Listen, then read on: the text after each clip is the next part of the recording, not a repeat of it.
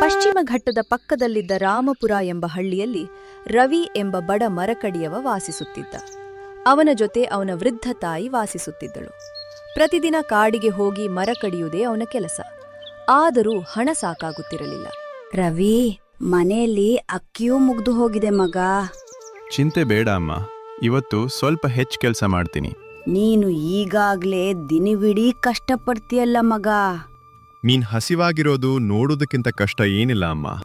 ದೇವ್ರು ನಮ್ಮ ಕಷ್ಟ ಒಂದಲ್ಲೊಂದು ದಿನ ನೋಡ್ತಾನೆ ಮಗ. ಖಂಡಿತ ಅಮ್ಮ, ಒಂದು ದಿನ ನಮ್ಮ ಪರಿಸ್ಥಿತಿ ಬದಲಾಗುತ್ತೆ. ಎಚ್ಚರಿಕೆಯಿಂದ ಕಾರಿಗೆ ಹೋಗು. ಆಯ್ತಮ್ಮ, ಸಂಜೆ ಆಗೋಳಗೆ ವಾಪಸ್ ಬರ್ತೀನಿ. ಹೀಗೆ ಹೇಳಿ ರವಿ ತನ್ನ ಹಳೆಯ ಕೊಡಲಿಯನ್ನು ಭುಜದ ಮೇಲೆ ಹೊತ್ತು ಕಾಡಿನ ಕಡೆ ಹೊರಟನು.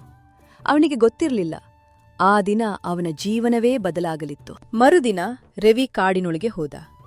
ಅವನು ದೊಡ್ಡ ಮರದ ಬಳಿ ನಿಂತ, ಕತ್ತಿಯನ್ನು ಎತ್ತಿದ. ಅಷ್ಟರಲ್ಲಿ ವಿಚಿತ್ರ ಧ್ವನಿ ಕೇಳಿಸಿತು. ನಿಲ್ಲು, ಆ ಮರವನ್ನು ಕಡಿಯಬೇಡ. ಯಾರ್ ಮಾತಾಡಿದ್ದು? ರವಿ ಸುತ್ತಲೂ ನೋಡಿದ, ಆದ್ರೆ ಯಾರೂ ಕಾಣಲಿಲ್ಲ. ಅಷ್ಟರಲ್ಲಿ ಒಂದು ಗಿಳಿ ಕೆಳಗೆ ಬಿದ್ದಿತ್ತು. ಅದರ ರೆಕ್ಕೆಗೆ ಗಾಯವಾಗಿತ್ತು. ನನಗೆ ಸಹಾಯ ಮಾಡು. ಅಯ್ಯೋ, ಗಿಳಿ ಮಾತಾಡ್ತಿದ್ಯಾ? ಹೌದು, ನಾನು ಸಾಮಾನ್ಯ ಗಿಳಿಯಲ್ಲ. ರವಿ ಗಿಳಿಯನ್ನು ಮನೆಗೆ ಕರೆದುಕೊಂಡು ಹೋದ. ತಾಯಿ ಅದರ ಗಾಯಕ್ಕೆ ಔಷಧ ಹಚ್ಚಿದಳು. ಪಾಪ್, ತುಂಬಾ ನೋವಾಗಿರ್ಬೇಕು. ನಿಮ್ಮ ಒಳ್ಳೆಯತನಕ್ಕೆ ನಾನು ಋಣಿ. ಕೆಲವು ದಿನಗಳು ಕಳೆದವು. ರವಿ ಮತ್ತು ಅವನ ತಾಯಿ ಗಿಳಿಯನ್ನು ತುಂಬಾ ಚೆನ್ನಾಗಿ ನೋಡಿಕೊಂಡರು. ಪ್ರತಿದಿನ ಗಿಳಿಗೆ ಹಣ್ಣು, ನೀರು ಕೊಡುತ್ತಿದ್ದರು. ಗಿಳಿಯ ಗಾಯವು ಸಂಪೂರ್ಣವಾಗಿ ಗುಣವಾಯಿತು. ಒಂದು ಬೆಳಗ್ಗೆ ಗಿಳಿ ಮನೆಯ ಮುಂದೆ ಇರುವ ಮರದ ಕೊಂಬೆಯ ಮೇಲೆ ಕುಳಿತಿತ್ತು. ರವಿ ಅದಕ್ಕೆ ಬಾಳೆಹಣ್ಣು ಕೊಡುತ್ತಿದ್ದ. ಈಗ ನಿನ್ನ ರೆಕ್ಕೆ ಸಂಪೂರ್ಣವಾಗಿ ಗುಣವಾಗಿದೆ. ನೀನು ಬೇಕಾದ್ರೆ ಹಾರಿ ಹೋಗ್ಬೋದು. ನಾನು ಹೋಗಬಹುದು, ಆದರೆ ನಿಮ್ಮ ಉಪಕಾರವನ್ನು ಮರೆತು ಹೋಗಲು ಸಾಧ್ಯವಿಲ್ಲ. ನಾವು ಮಾಡಿದ್ದು ಸಣ್ಣ ಸಹಾಯ ಅಷ್ಟೇ. ಇಲ್ಲ ರವಿ, ಹಲವರು ನನ್ನನ್ನು ನೋಡಿ ಓಡಿಸಿ ಬಿಡುತ್ತಿದ್ದರು. ಕೆಲವರು ನನ್ನನ್ನು ಪಂಜರದಲ್ಲಿ ಹಾಕುತ್ತಿದ್ದರು. ಆದರೆ ನೀನು ನನ್ನನ್ನು ಮನೆಯ ಸದಸ್ಯನಂತೆ ನೋಡಿಕೊಂಡೆ. ಯಾರಿಗಾದ್ರೂ ಕಷ್ಟ ಬಂದ್ರೆ ಸಹಾಯ ಮಾಡ್ಬೇಕಷ್ಟೆ. ಗಿಳಿ ಸ್ವಲ್ಪ ಹೊತ್ತು ಮೌನವಾಗಿತ್ತು. ನಂತರ ನಿಧಾನವಾಗಿ ಮಾತನಾಡಿತು. ನಿಮಗೆ ಒಂದು ರಹಸ್ಯ ಹೇಳುವ ಸಮಯ ಬಂದಿದೆ. ರಹಸ್ಯವ? ಹೌದು, ನಾನು ಸಾಮಾನ್ಯ ಗಿಳಿಯಲ್ಲ. ಅಂದ್ರೆ? ಬಹಳ ವರ್ಷಗಳ ಹಿಂದೆ ಈ ಕಾಡಿನಲ್ಲಿ ಒಬ್ಬ ಮಹಾನ್ ಋಷಿ ವಾಸಿಸುತ್ತಿದ್ದರು. ಅವರು ಪ್ರಾಣಿಗಳ ಭಾಷೆ ಅರ್ಥ ಮಾಡಿಕೊಳ್ಳುತ್ತಿದ್ದರು. ಒಂದು ದಿನ ಅವರು ನನಗೆ ಒಂದು ವಿಶೇಷ ವರ ಕೊಟ್ಟರು. ಯಾವ ವರ? ಒಳ್ಳೆಯ ಮನಸ್ಸಿನ ಜನರಿಗೆ ಸಹಾಯ ಮಾಡುವ ಶಕ್ತಿ. ರವಿ ಮತ್ತು ಅವನ ತಾಯಿ ಆಶ್ಚರ್ಯದಿಂದ ಗಿಳಿಯನ್ನು ನೋಡಿದರು. ಅಂದ್ರೆ ನಿನ್ ಮಾಯಾ ಗಿಳಿಯ? ಹೌದು. ಹಾಗಿದ್ರೆ ನೀನ್ ದೊಡ್ಡ ಅರಮನೆ, ಚಿನ್ನ ಎಲ್ಲ ಕೊಡ್ಬೋದಲ್ವಾ? ಇಲ್ಲ, ನಾನು ಶ್ರಮವಿಲ್ಲದೆ ಯಾರನ್ನೂ ಶ್ರೀಮಂತರನ್ನಾಗಿಸುವುದಿಲ್ಲ. ನಾನು ಸರಿಯಾದ ದಾರಿಯನ್ನು ಮಾತ್ರ ತೋರಿಸುತ್ತೇನೆ. ಅದೇ ನಿಜವಾದ ಸಹಾಯ. ರವಿ, ನಿನ್ನ ಪ್ರಾಮಾಣಿಕತೆ ಮತ್ತು ಒಳ್ಳೆಯ ಮನಸ್ಸಿಗೆ ಬಹುಮಾನ ಸಿಗಬೇಕು. ನನಗೆ ಹಣಕ್ಕಿಂತ ನನ್ನ ತಾಯಿಯ ಸಂತೋಷ ಮುಖ್ಯ. ಗಿಳಿ ಸಂತೋಷದಿಂದ ರೆಕ್ಕೆ ಬಡಿದುಕೊಂಡಿತು. ಆ ಕಾರಣಕ್ಕೆ ನಾನು ನಿನಗೆ ಸಹಾಯ ಮಾಡಲು ನಿರ್ಧರಿಸಿದ್ದೇನೆ. ಹೇಗೆ? ಇಂದು ಸಂಜೆ ಕಾಡಿನ ಅಂಚಿನಲ್ಲಿರುವ ಹಳೆಯ ಬಾವಿಯ ಬಳಿ ಬಾ. ಅಲ್ಲಿ ನಿನ್ನ ಜೀವನ ಬದಲಾಯಿಸುವ ಒಂದು ರಹಸ್ಯ ಇದೆ. ನಿಜವಾ? ಹೌದು, ಆದರೆ ಒಂದು ವಿಷಯ ನೆನಪಿರಲಿ. ಏನು? ಲೋಭ ಮಾಡಬೇಡ, ಒಳ್ಳೆ ಮನಸ್ಸು ಕಳೆದುಕೊಳ್ಳಬೇಡ. ನಾನು ಹಾಗೆ ಮಾಡುವಿಲ್ಲ. ಸಂಜೆ ಯಾವಾಗ ಆಗುತ್ತದೆ ಎಂದು ಕಾಯುತ್ತಾ ರವಿ ಉತ್ಸಾಹದಿಂದ ಗಿಳಿಯನ್ನು ನೋಡುತ್ತಿದ್ದ. ಅವನಿಗೆ ಗೊತ್ತಿರಲಿಲ್ಲ, ಅವನ ಜೀವನವನ್ನು ಬದಲಾಯಿಸುವ ದೊಡ್ಡ ಸಾಹಸ ಈಗ ಆರಂಭವಾಗಲಿತ್ತು. ಗಿಳಿ ರವಿಯನ್ನು ಹಳೆಯ ಬಾವಿಯ ಬಳಿ ಕರೆದುಕೊಂಡು ಹೋಯಿತು. ಈ ಬಾವಿಯ ಕೆಳಗೆ ಒಂದು ಹಳೆಯ ಪೆಟ್ಟಿಗೆ ಇದೆ. ರವಿ ಬಾವಿಯೊಳಗೆ ಇಳಿದ. ಅಲ್ಲಿ ನಿಜವಾಗಿಯೂ ಒಂದು ಪೆಟ್ಟಿಗೆ ಇತ್ತು. ಇದರಲ್ಲಿ ಚಿನ್ನ ಇದೆಯಾ? ಇಲ್ಲ, ಇದರಲ್ಲಿ ಹಳೆ ಬೆಳ್ಳಿಯ ನಾಣ್ಯಗಳಿವೆ. ಆ ಹಣದಿಂದ ರವಿ ಒಂದು ಸಣ್ಣ ಅಂಗಡಿ ತೆರೆದ. ತಾಯಿ ತುಂಬಾ ಖುಷಿಪಟ್ಟಳು. ಇನ್ನು ಕಾಡಿನಲ್ಲಿ ಕಷ್ಟಪಡುವ ಅಗತ್ಯ ಇಲ್ಲ. ಅದೇ ಹಳ್ಳಿಯಲ್ಲಿ ಸುರೇಶ್ ಎಂಬ ಲೋಭಿ ವ್ಯಕ್ತಿ ಇದ್ದ. ಈ ರವಿ ಇಷ್ಟು ಬೇಗ ಶ್ರೀಮಂತನಾದದ್ದು ಹೇಗೆ? ಅವನು ರವಿಯ ಮೇಲೆ ಕಣ್ಣಿಟ್ಟ. ಗಿಳಿ ಕೆಲವೊಮ್ಮೆ ರವಿಗೆ ಒಳ್ಳೆಯ ಸಲಹೆ ಕೊಡುತ್ತಿತ್ತು. ಆ ಸಲಹೆಗಳಿಂದ ರವಿಯ ವ್ಯಾಪಾರ ಬೆಳೆಯತೊಡಗಿತು. ಯಾರಿಗೂ ಮೋಸ ಮಾಡಬೇಡ. ಖಂಡಿತ. ಒಂದು ರಾತ್ರಿ ಸುರೇಶ್ ರವಿಯ ಮನೆಗೆ ಕದ್ದು ನುಗ್ಗಿದ. ಈ ಗಿಳಿಯಲ್ಲೇ ರಹಸ್ಯ ಇದೆ. ಅವನು ಗಿಳಿಯನ್ನು ಕದ್ದು ತನ್ನ ಮನೆಗೆ ಕೊಂಡೊಯ್ದ. ಆ ರಾತ್ರಿ ಸುರೇಶ್ ಗಿಳಿಯನ್ನು ಕದ್ದು ತನ್ನ ಮನೆಗೆ ಕರೆದುಕೊಂಡು ಬಂದ. ಅದನ್ನು ಒಂದು ಹಳೆಯ ಪಂಜರದಲ್ಲಿ ಹಾಕಿದ. ಬೆಳಗ್ಗೆಯೇ ಎದ್ದು ಗಿಳಿಯ ಮುಂದೆ ಕುಳಿತ. ಅವನ ಕಣ್ಣಿನಲ್ಲಿ ಲೋಭ ತುಂಬಿಕೊಂಡಿತ್ತು. ಈಗ ಹೇಳು, ರವಿಗೆ ಸಹಾಯ ಮಾಡದಂತೆ ನನಗೂ ಸಹಾಯ ಮಾಡು. ಗಿಳಿ ಶಾಂತವಾಗಿ ಅವನನ್ನು ನೋಡುತ್ತಿತ್ತು, ಆದರೆ ಏನೂ ಮಾತನಾಡಲಿಲ್ಲ. ಏನಾಯ್ತು? ನಿನ್ನೆವರೆಗೂ ಚೆನ್ನಾಗಿ ಮಾತಾಡ್ತಿದ್ದೀಯಲ್ಲ. ಗಿಳಿ ಮೌನವಾಗಿಯೇ ಇತ್ತು. ನನಗೆ ಗೊತ್ತು, ನಿನ್ನ ಬಳಿ ಯಾವುದೋ ದೊಡ್ಡ ರಹಸ್ಯ ಇದೆ. ಎಲ್ಲಿ ಚಿನ್ನ ಇದೆ ಹೇಳು. ಗಿಳಿ ಕಿಟಕಿಯ ಹೊರಗೆ ನೋಡುತ್ತಾ ಸುಮ್ಮನಿತ್ತು. ಬೇಗ ಹೇಳು. ಲೋಭಿಗಳಿಗೆ ನಾನು ಸಹಾಯ ಮಾಡೋದಿಲ್ಲ. ಏನು, ನನ್ನನ್ನು ಲೋಭಿ ಅಂತ ಕರೀತೀಯಾ? ನೀನು ರಾತ್ರಿಯಲ್ಲಿ ಕದ್ದು ನನ್ನನ್ನು ಇಲ್ಲಿ ತಂದೆ. ಅದಕ್ಕಿಂತ ದೊಡ್ಡ ಲೋಭ ಏನು ಬೇಕು? ನನಗೆ ಹಣ ಬೇಕು. ಈ ಹಳ್ಳಿಯಲ್ಲಿ ಅತ್ಯಂತ ಶ್ರೀಮಂತ ವ್ಯಕ್ತಿ ನಾನಾಗಬೇಕು. ಹಣದಿಂದ ಮಾತ್ರ ಸಂತೋಷ ಸಿಗುವುದಿಲ್ಲ. ಅದು ನನಗೆ ಗೊತ್ತಿಲ್ಲ. ನನಗೆ ಚಿನ್ನ ಬೇಕು, ನಿಧಿ ಬೇಕು. ಸುರೇಶ್ ಪಂಜರದ ಹತ್ತಿರ ಬಂದು ಗಿಳಿಯನ್ನು ಬೆದರಿಸಿದ. ನೀನು ಹೇಳದಿದ್ದರೆ ನಿನಗೆ ಊಟ ಕೊಡಲ್ಲ. ಒಳ್ಳೆಯ ಮನಸ್ಸಿಲ್ಲದವನಿಗೆ ಎಷ್ಟೇ ಸಂಪತ್ತು ಸಿಕ್ಕರೂ ಪ್ರಯೋಜನವಿಲ್ಲ. ನನಗೆ ಬುದ್ಧಿ ಹೇಳಬೇಡ. ಎಲ್ಲಿ ಚಿನ್ನ ಇದೆ ಹೇಳು. ಸ್ವಲ್ಪ ಹೊತ್ತು ಗಿಳಿ ಮೌನವಾಗಿತ್ತು. ನಂತರ ನಿಧಾನವಾಗಿ ಮಾತನಾಡಿತು. ಸುರೇಶ್, ನಾನು ನಿನಗೆ ಒಂದು ಅವಕಾಶ ಕೊಡ್ತೇನೆ. ನಿಜವಾ? ಹೌದು, ಆದರೆ ನೀನು ಕೇಳುವ ಉತ್ತರ ನಿನಗೆ ಇಷ್ಟವಾಗದೇ ಇರಬಹುದು. ಪರವಾಗಿಲ್ಲ, ಬೇಗ ಹೇಳು. ಈ ಕಾಡಿನ ಆಚೆ ಇರುವ ಕಪ್ಪು ಬೆಟ್ಟದ ಮೇಲೆ ಒಂದು ಹಳೆಯ ಪೆಟ್ಟಿಗೆ ಇದೆ. ಅದರೊಳಗೆ ಚಿನ್ನ ಇದೆಯಾ? ಅದನ್ನ ನೀನೇ ಹೋಗಿ ನೋಡಬೇಕು. ಸುರೇಶ್ ಮುಖದಲ್ಲಿ ಸಂತೋಷ ಮೂಡಿತು. ಅವನಿಗೆ ಈಗಾಗಲೇ ತಾನು ಶ್ರೀಮಂತನಾದಂತೆ ಅನಿಸತೊಡಗಿತು. ಇನ್ನು ರವಿಗಿಂತ ದೊಡ್ಡವನಾಗ್ತೀನಿ. ಆದರೆ ಗಿಳಿಯ ಕಣ್ಣಿನಲ್ಲಿ ಒಂದು ಸಣ್ಣ ನಗು ಕಾಣಿಸಿತು. ಅದು ಸುರೇಶ್ಗೆ ಒಂದು ಪಾಠ ಕಲಿಸಲು ನಿರ್ಧರಿಸಿತ್ತು. ಲೋಭದ ದಾರಿ ಯಾವಾಗಲೂ ಒಳ್ಳೆಯ ಅಂತ್ಯಕ್ಕೆ ಕರೆದೊಯ್ಯುವುದಿಲ್ಲ. ಆ ಮಾತನ್ನು ಕೇಳದೆ ಸುರೇಶ್ ಬೆಟ್ಟದ ಕಡೆ ಹೋಗಲು ಸಿದ್ಧನಾದ. ಸುರೇಶ್ ರಾತ್ರಿ ಬೆಟ್ಟಕ್ಕೆ ಹೋದ. ಮಳೆ ಸುರಿಯುತ್ತಿತ್ತು. ಗಾಳಿ ಜೋರಾಗಿತ್ತು. ನಿಧಿ ಎಲ್ಲಿದೆ? ಕೊನೆಗೆ ಅವನಿಗೆ ಒಂದು ಪೆಟ್ಟಿಗೆ ಸಿಕ್ಕಿತು. ಸಿಕ್ತು. ಅವನು ಪೆಟ್ಟಿಗೆ ತೆರೆದ. ಅದರೊಳಗೆ ಚಿನ್ನ ಇರಲಿಲ್ಲ. ಒಂದು ಕಾಗದ ಮಾತ್ರ ಇತ್ತು. ಲೋಭಿಯ ಕೈಗೆ ಸಂಪತ್ತು ಸಿಗುವುದಿಲ್ಲ. ಏನು? ಹಿಂತಿರುಗುವಾಗ ಅವನು ಜಾರಿ ಕೆಸರಿನಲ್ಲಿ ಬಿದ್ದ.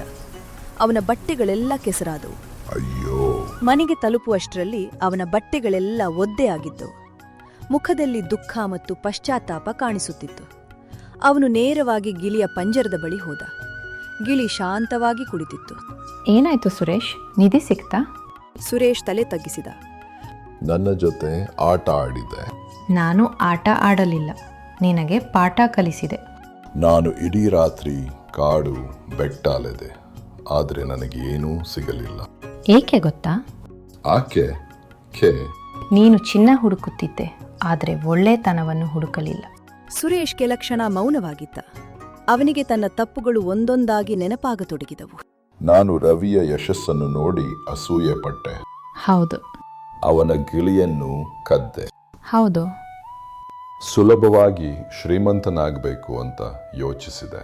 ಅದೇ ನಿನ್ನ ದೊಡ್ಡ ತಪ್ಪು. ಸುರೇಶ್ನ ಕಣ್ಣುಗಳಲ್ಲಿ ನೀರು ತುಂಬಿತು. ನಾನು ತಪ್ಪು ಮಾಡಿದೆ.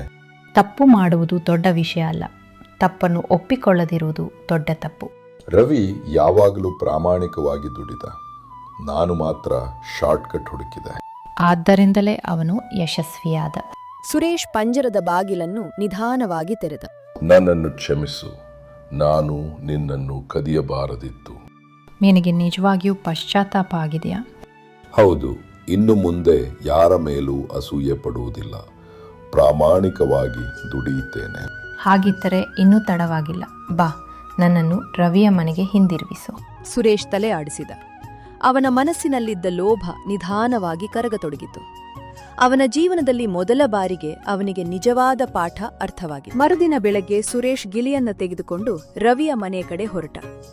ಅವನ ಮನಸ್ಸಿನಲ್ಲಿ ಅಪರಾಧ ಭಾವನೆ ಕಾಡುತ್ತಿತ್ತು. ರವಿ ಮತ್ತು ಅವನ ತಾಯಿ ಮನೆಯ ಮುಂದೆ ಕೆಲಸ ಮಾಡುತ್ತಿದ್ದರು. ಅಷ್ಟರಲ್ಲಿ ದೂರದಿಂದ ಸುರೇಶ್ ಬರುತ್ತಿರುವುದು ಕಾಣಿಸಿತು. ಸುರೇಶ್ ನಿಧಾನವಾಗಿ ಅವರ ಬಳಿ ಬಂದ. ಅವನ ಮುಖದಲ್ಲಿ ಹಿಂದಿನ ಅಹಂಕಾರ ಇರಲಿಲ್ಲ. ತಲೆ ತಗ್ಗಿಸಿಕೊಂಡು ನಿಂತಿದ್ದ. ರವಿ. ಕೆಲವು ಕ್ಷಣ ಅವನಿಗೆ ಮಾತು ಬರಲಿಲ್ಲ. ಏನಾಯ್ತು ಸುರೇಶ್? ನಾನು ದೊಡ್ಡ ತಪ್ಪು ಮಾಡಿದೆ. ಅವನು ಪಂಜರವನ್ನು ರವಿಯ ಕೈಗೆ ಕೊಟ್ಟ. ಗಿಳಿ ತಕ್ಷಣ ರವಿಯ ಭುಜದ ಮೇಲೆ ಹಾರಿ ಕುಳಿತಿತ್ತು. ರವಿ, ನಾನು ಮತ್ತೆ ಬಂದೆ. ನಿನ್ಗೇನೂ ಆಗಿಲ್ಲ ಅಲ್ವಾ? ಇಲ್ಲ. ಸುರೇಶ್ ಇನ್ನೂ ತಲೆ ತಗ್ಗಿಸ್ಕೊಂಡೇ ನಿಂತಿದ್ದ. ಕ್ಷಮಿಸು ರವಿ. ಏಕೆ? ನಿನ್ನ ಯಶಸ್ಸನ್ನು ನೋಡಿ ನಾನು ಅಸೂಯೆ ಪಟ್ಟೆ.